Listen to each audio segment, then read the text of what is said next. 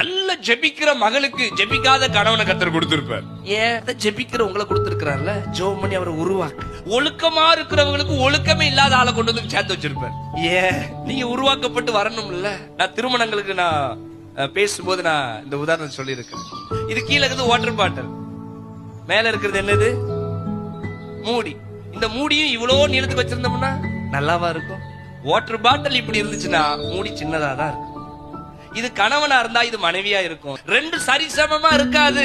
உங்ககிட்ட இருக்கிற கேரக்டர் உங்க மனைவி கிட்ட என்ன பண்ணாதீங்க, எதிர்பார்க்காதீங்க. உங்ககிட்ட இருக்கிற குணாதிசயம், நீங்க நல்ல பைபிள் படிச்சு நல்ல ஜெபம் பண்ணி நீங்க 6 அதிகாரம் கூட முழங்கால நின்னு படிப்பீங்க. அவரு நடந்துகிட்டே பைபிள் படிச்சுட்டு அப்படியே போவாரு. அதுக்குன்னு நீங்க 6 அதிகாரம் முழங்கால படி கூப்பிடாத, அடிதான் வேணும் வீட்டுல. நாங்க இப்படி ஜெபம் பண்றோம்ல அப்படி நிக்காதீங்க. அது கொஞ்சம் அப்படித்தான் இருக்கும்.